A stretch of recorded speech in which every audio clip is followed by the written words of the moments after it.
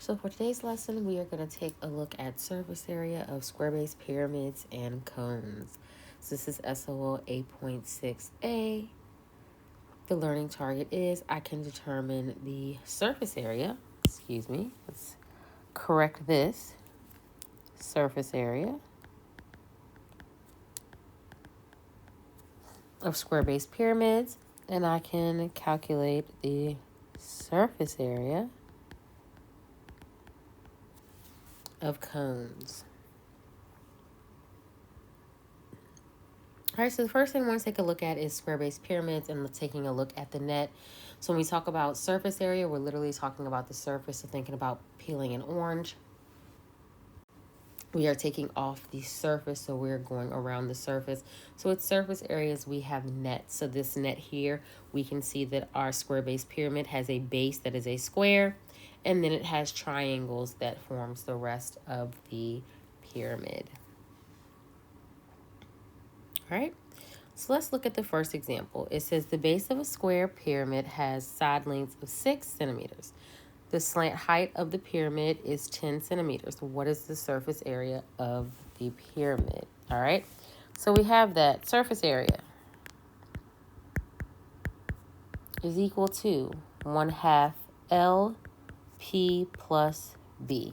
All right. So before we get into figuring out the surface area, let's take a look at what these key pieces mean in terms of the formula, because some of these pieces we have not worked with. All right, so L in this situation is called the slant height. So that is L. That's not a 1, it's an L.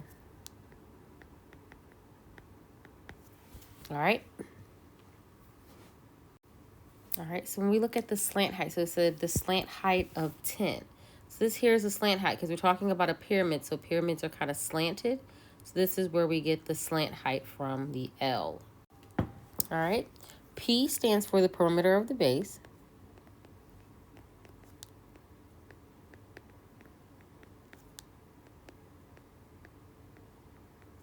And big B stands for area of the base. All right, so looking here, if we want to find the surface area, we have SA is equal to 1/2. We see here we have a slant height of 10. The perimeter of the base, so remember with the perimeter of the base, we are literally adding up all the sides. All right, so we have a square base, all the sides are 6, so we're adding 6 plus 6 plus 6 plus 6. I'm going to go over here and put my my P, perimeter of the base, which is 6 plus 6 plus 6 plus 6, which is going to equal 24. And then we have our area of the base, which is big B, which is going to be 6 times 6, which is going to give us 36. So we're going to add on the area of the base. All right. So when we simplify all of that, we get 156 centimeters squared. So since we're talking about surface area, our units are squared. All right. Now I want you to try this next example. So it's asking you, what is the surface area of the pyramid shown? So again, I'm going to write the formula for you so that you'll be able to have that. So surface area is equal to 1/2 times L, which is the slant height, times P, which is the perimeter of the base, times big B, which is the area of the base. So go ahead and pause the video and try this one on your own. All right. So let's take a look at this example. So surface area is equal to 1/2. My slant height is 13. Remember, P stands for perimeter of the base. So we're adding up 10 plus 10 plus 10 plus 10, which is going to give me 40. And then my big B, which is area of the base, is 10 times 10. And I'm adding 100.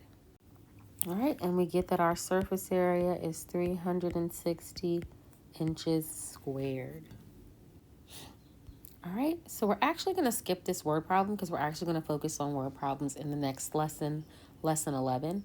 So we're just going to go ahead and slip to or go to surface area of a cone. So here, just like I showed you the net for the prism, here is the net for the cone. So basically, again, thinking about an orange, how the orange has the peel on it. You peel off the orange. That is the net of the orange.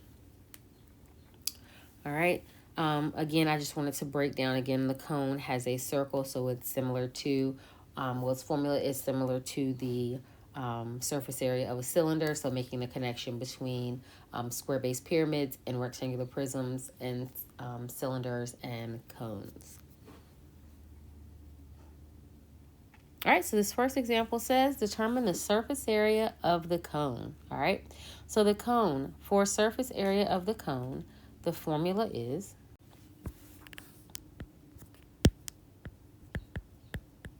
equal to pi r squared plus pi rl. All right, so again, that L there is looking at the slant height, because again, we're looking at essentially a triangle, so that's where that slant height comes from. All right, so we're going to use 3.14 for pi. Remember, radius is half of the diameter, and in this problem, they actually give us the radius.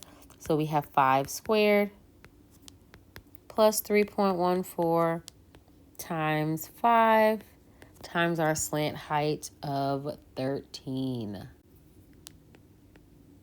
All right, as I always say, break this up to make it a little bit easier for yourself. So instead of typing everything in the calculator, you can go ahead. Of course, we know that 5 squared is 25. So we're just going to do 25 times 3.14, which gives me 78.5. Do the exact same thing to the next piece. 3.14 times 5 times 13, which is going to give me 204.1. And then we just simply add those together, and we get the total surface area of 282.6. And it's centimeters, and since we're working a surface area, squared. All right.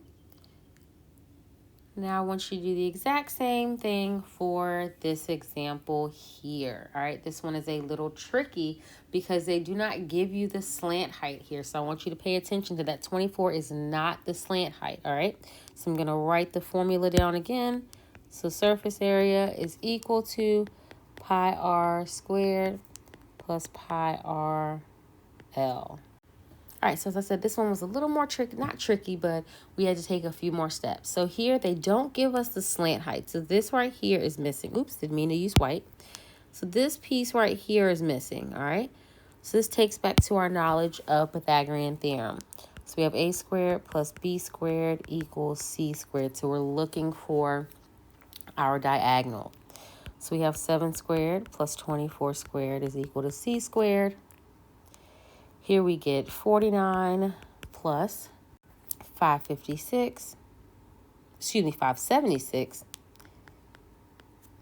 all right, which gives us 625 is equal to c squared, taking the square root, and we get 25 is equal to L. So now we have our slant height, all right? So now we can go and find the surface area of our cone, all right? So I'm going to write that down here to give me some more space. So I have 3.14. My radius is 7 squared plus 3.14 times my radius times my slant height that I had defined of 25. All right. So here we're just going to simply simplify. All right. So again, break it up piece by piece to help you. So we have 3.14.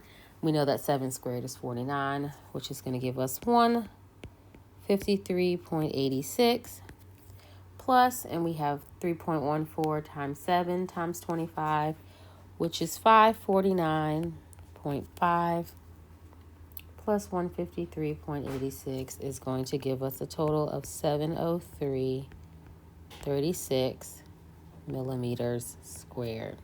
All right. Now it is time for you to summarize what you've learned from today's lesson.